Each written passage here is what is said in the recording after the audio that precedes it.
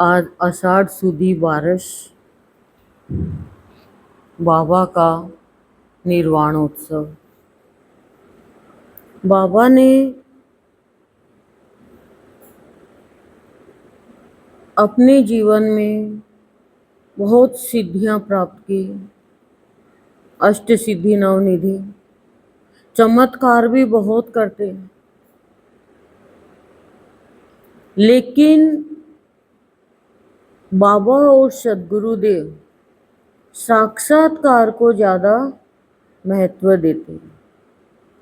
चमत्कार में प्राणी प्राप्ति नहीं कर पाता है, बस चमत्कार हो गया, काम हो गया, फिर ना कहीं संत है ना कहीं हम हैं। तो जो बाबा गुरुदेव को मानते हैं और बाबा गुरुदेव ने जिनको पकड़ा है, वो समझ पाते हैं कि जिसको साक्षात्कार हो गया वही तो सबसे बड़ा चमत्कार है। और साक्षात्कार के लिए हमें अपने जीवन को अनुपम बनाना होगा। निर्वाण मतलब क्या होता है? निर्वाण का परिवर्तन, परिवर्तन ही तो निर्वाण है। अब जल का परिवर्तन हो गया वाष्प में, तो जल का निर्वाण हो गया। लेकिन जब तक हम प्राणी बंधे रहेंगे स्थूल में, संसार में, अपनों में, बंधने का मतलब क्या? कोई रस्सी से नहीं बांध रहा है हमें, हम मोह वासना से बंधे हुए हैं, तब तक हमारा निर्वाण कभी नहीं हो सकता। निर्वाण के लिए तो प्राणी को बंधन मुक्त होना पड़ता है, और उसके लिए हमें एक मार्गदर्शक की जरूरत है। वो मार्गदर्शक कौन है? वो गुरु है। गुरु ये नहीं कहते कि आप बात याद कर करके और किसी के सम्मुख रखो। भाई तुमने बहुत बड़े बड़े ग्रंथ पढ़ लिए, संस्कृत के मंत्र पढ़ लिए, रट लिए, याद कर लिए, और आप सोचोगे तो बहुत बड़ा ज्ञानी है, चारों वेद रट लिए मान लो। लेकिन गुरुदेव कहते हैं बस एक छोटी सी बात याद रख लो तुम, एक ही बात, उसमें सब मंत्र आ गए, सब वेद आ गए, और वो बात एक है, तू मेरा है, तू मेरा है। हम कहते हैं मकान मेरा है, ये परिवार वाले मेरे हैं। अर्जुन ने यही तो कहा था ना, ये मेरे हैं। भगवान ने क्या किया? उसका परिवर्तन कर दिया, उसकी बुद्धि मन चित्त सबका निर्वाण कर दिया, उसको वास्तविक रूप दिखा दिया, ज्ञान करा दिया। क्या ज्ञान? कि पिछले जन्म में ये तेरे थे क्या? पिछले जन्म में तो और ही कोई तेरे थे, और तू थोड़ी मारेगा। मारूंगा तो मैं, ये तो मरे हुए हैं, तू तो एक निमित्त बन के खड़ा है। ऐसे ही भक्त होता है, प्राणी होते हो तो निमित्त बन के खड़े हैं, बाकी कार्य तो अज्ञात शक्ति कर रही है। और जिसके ऊपर भाव योगी संत की कृपा हो गई, वह प्राणी हर कार्य पूर्ण करके मन में हरसता है। क्यों हरसता क्यों है? क्योंकि भावयोगी संत अरमान पूरे करते हैं, यानी कार्य जो हमारे हो गए, हम कर रहे हैं, वो अरमान है हमारे। वो अरमान पूरा करने से पहले क्या करते हैं? सर्वप्रथम अभिमान खत्म करते हैं। नहीं तो मैंने किया, मैंने किया, मैंने किया, अभिमान खत्म करते हैं और दर्शन की तरसना मिटा देते हैं। फिर वो तरसता नहीं है दर्शन के लिए, जब चाहे दर्शन कर लेता अपने भगवान के। इतना निराला भाव योगी संत का ये दरबार है। और फिर मैं निर्वाण का बता रही हूँ कि अभिमान दूर किया, अभिमान खत्म हो गया, परिवर्तन हो गया, स्वाभिमान आ गया, सारे कार्य पूर्ण हो गए। फिर भावयोगी संत हमारे गुरुदेव प्राणी के अंदर में शुद्ध भावना का प्रवेश करते हैं। जो हमारे अंदर दुर्भावना है, अभाव से भरी हुई है, तुच्छ भावना है, भावना ही तो खराब है ना प्राणी की। भावना श्री राम की, श्री कृष्ण की, भक्तों की, गुरुदेव बाबा की, संतों की भावना तो अलौकिक अद्भुत होती है। चिंतन मनन के लिए स्थान ही नहीं रहता, इतनी विशाल भावना होती है उनकी। शुद्धता का समावेश करके अपने भावों में समाना बताते हैं कि अब तुझे मेरे भाव में समाना आ जाएगा। भावना शुद्ध हो गई, फिर वो अभाव नहीं लेगा। आप बताओ, आपको कोई खराब को दे कोई तो ले लो क्या, फिर आप भावों में समा जाओगे और रमना सीख जाओगे। शुद्ध भावना होगी तो फिर आपका ऐसी वैसी बातों में, सुनने में, कार्य करने में रुचि नहीं हो गई, ये तो गलत है, ये तो मेरे से गुनाह हो जाएगा।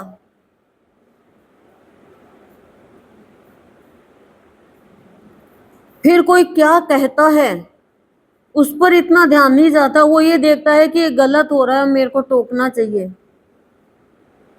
मेरे अंदर मेरे भगवान ने शुद्ध भावना दी है तो तब जाकर के वो बारस के रस को बार बार ग्रहण करना सीखता है। बारस का रस ऐसे नहीं मिलता है। बारस का रस कौन सा रस है? जो कहीं कहीं कोई चीज में रस नहीं है, वो रस आप चखोगे, वो रस आप पियोगे तो आपको पता चलेगा कि फिर प्राणी निर्बल नहीं रहेगा। तो वो अगाध सागर रूप भाव में स्नान करेगा। और जैसे ही अगाध सागर रूप भाव में स्नान करना आ जाएगा, तब वो बाहर की क्रिया कर्म करता है, फिर आंतरिक भाव से अपने इष्ट को बैठे बैठे ही प्रणाम करेगा। हे नाथ, मन बुद्धि चित्त अहंकार से मेरा प्रणाम स्वीकार करो, यानी चारों व्रतियों सहित मेरा प्रणाम स्वीकार करो। मैं आप तक पहुंच नहीं सक रहा, पर मेरा प्रणाम मैं पहुंचा रहा हूं। आंतरिक प्रणाम, परिवर्तन हो गया ना। जो प्रणाम कर रहा है, खाली की चरण स्पर्श कर लिया और प्रणाम हो गया। हम तो ऐसे ऐसे पैर को रगड़ देते हैं। गुरुदेव को एक दिन नींद नहीं आई, रात के 2 बज गए, पता नहीं किसने गुरुदेव को स्पर्श दे दिया। गुरुदेव ने कहा पता नहीं किस कैसा कितना गलत काम किया हुआ स्पर्श दे गया, नींद ही नहीं आ रही। रामकृष्ण परमहंस भी जल्दी से पैर अपने चरण धोते, कोई छूता पैर तो, और कोई के लिए कहते मेरा पैर छुए ये, मेरे चरण छुए ये, शुद्ध आत्माओं के लिए, क्योंकि संत तो आंतरिक भावना पहचान लेते हैं ना। और फिर देखो आप, जैसे ही बारिश का रस बार बार, एक बार ही नहीं खाली आज ले लिया, बारिश तो 15 दिन आती है। और बारिश का रस क्या है? बाबा का रस। बाबा का रस क्या है? सत्य का, प्यार का, अहिंसा का, श्रद्धा, विश्वास, निष्ठा का ये रस है। इसमें प्राणी का जीवन हरा भरा होता है, तभी तो आंतरिक भाव से प्रणाम करेगा ना, नहीं तो बस बाहर औपचारिकता में करता है वो, नमस्ते नमस्ते ऐसे प्रणाम करता है। और भक्त तो दूर बैठे ही प्रणाम कर लेता, कहीं बैठा रहे हो तो घर पे बैठा भी अपने भगवान से प्रणाम कर लेता। उसको ये नहीं है सामने भगवान की तस्वीर हो, प्रतिमा हो, प्रतिमा से भी हम कितनी दूर बैठते हैं फिर भी प्रणाम कर लेते हैं। कई बार अवसर ही नहीं मिलता कि क्या करें, तो मानसिक रूप से भगवान को सारे कार्य हो जाते। भक्त तो यही पूर्ण करता है और मन में हरसता है। जैसे प्रभु को प्रसाद खिलाया जाता है, प्रभु हमें नहीं पता क्या है, पर मैं सामने बैठ के खिलाना चाहती हूँ, जो भी है बस मैं हाथ से खिला रही हूँ। बैठा है दूर लेकिन हाथ से खिला रहा है वो। मानसिक रूप से आप, मैं आपको ये कहूंगी आप जाओ दुकान पे चले जाओ, आप मार्केट चले जाओ, अपने पियर चले जाओ, तो आप घूम के आ सकती हो, बैठी हो वहां पे, पर आपका मन घूम के आ जाएगा। ऐसे ही भगवान की पूजा होती है। यही तो परिवर्तन है, यही तो निर्वाण है कि कैसे परिवर्तन हो गया। यही तो वास्तविक सूक्ष्म शक्ति और भक्ति है संत की।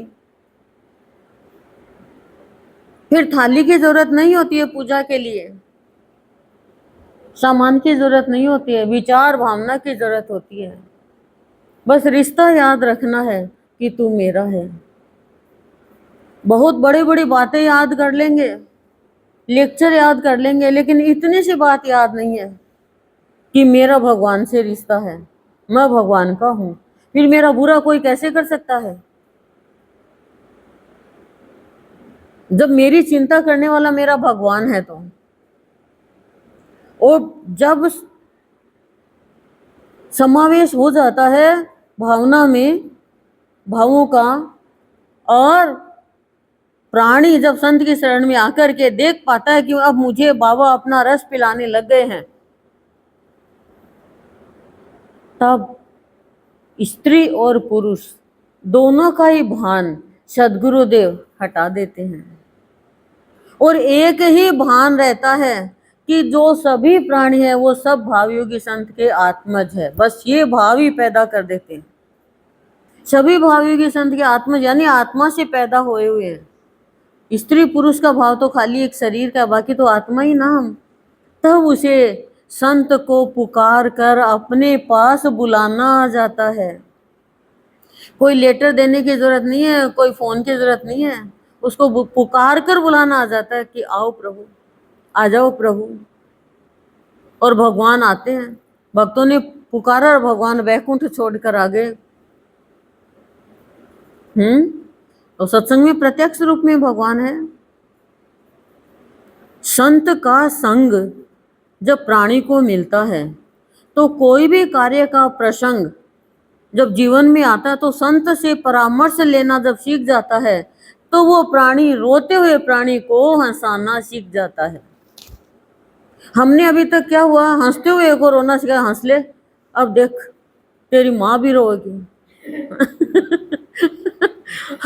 सुना रहे ये क्या शब्द बोल रहे हैं। लेकिन रोते हुए को हंसाना है हमें। सभी संत के आत्मज और हम भी संत के। आप रोते हुए को हंसाओगे, भगवान आपको हंसी देगा। किसी को रुलाना नहीं है। और ऐसा भी नहीं है कि सामने शेर आ जाए और आप तो दया दिखाने लग जाओ तो फिर आप शेर के शिकार हो जाओगे। तो कई प्राणी ऐसे शिकारी भी होते हैं, शिकार करने वाले होते हैं, उनके ऊपर आप दया दिखाओगे तो भगवान कृष्ण कह रहे हैं फिर मुझे याद कर लो। फिर मुझे याद करना पड़ेगा आपको। साम दाम दंड भेद। संत नहीं सिखाते ये चीज, लेकिन समय समय पर संत समझा देते हैं। और जब समझा देते हैं संत, तब संत कहते हैं तुम मेरे बच्चे हो, मैं तुम्हें कोई चीज में उलझाता नहीं हूं, मैं सिर्फ ये कहता हूं कि तुम मेरी संतान हो, मेरे अंश हो। इतनी सी बात याद रखो, फिर मेरी जिम्मेदारी है, मैं तुम्हें मेरे से अलग नहीं करने होने दूंगा। मेरी जिम्मेदारी है कि तुम्हारे जीवन में क्या घटित करना है, क्या बढ़ाना है, कौन से रास्ते पे चलाना है, कौन सी दिशा तुम्हारी सही है। लेकिन तुम ये कह दो, यहाँ के कह दोगे गुरुजी हम हमारे हैं, हनुमान जी के पास जाके कह दोगे हम आपके हैं, रानी सती के पास जाके कह दोगे हम आपके हैं, लक्ष्मी नारायण के पास कह दोगे हम आपके हैं, सीताराम के पास कह दोगे हम आपके हैं। तो भगवान कह रहे हैं तुम किसी के ही नहीं हो। तुम तो दो नाव में बैठने वाले हो, तो वो नाव किसी में नहीं बैठ के पानी में जाओगे डूब, बचेगा क्या, कुछ नहीं। तो निर्वाण का मतलब होता है परिवर्तन होना, अपने विचारों का, अपनी भावनाओं का, अपने संस्कारों का। और वो सत्संग के द्वारा आपको करना नहीं है। परिवर्तन आप करोगे, वापस आ जाएंगे 2 दिन बाद में, ऑटोमेटिक परिवर्तन होता है सत्संग में आते आते आते आते। फिर आपको क्रोध भी आएगा, तो अच्छी बात के लिए आएगा। क्रोध, काम, क्रोध, लोभ, मोह, मद, मात्सर्य कोई खराब नहीं है। खराब जब है जब आप ईर्ष्यावश कोई कार्य को नुकसान पहुंचाते हो, आप किसी की अच्छाई देख के जलते हो, तो वो खराब है। नहीं, खराब नहीं है, अच्छा है वो तो। आप करना सीखोगे, इनका सदुपयोग करना आपको आएगा, तब आपको पता चलेगा कि ये चीज, भगवान ने कोई भी चीज निरर्थक नहीं बनाई है। और गुरुदेव ने बाबा से यही कहा था कि बाबा हम आपको मरने नहीं देंगे, तो बाबा को मरने नहीं दिया गया। बाबा तो अमर ही है, लेकिन जन जन में बाबा का भाव भर दिया इष्ट का। अब हम भी हमारे गुरुदेव, हमारे इष्ट देव का भाव रख के यही कहें कि गुरुदेव आपका भाव का प्रसार हम जन जन में फैलाएं, तो हमारा भी जीवन सुंदर हो, आनंदित हो। ओम शांति ही शांति ही शांति ही, प्रशांति।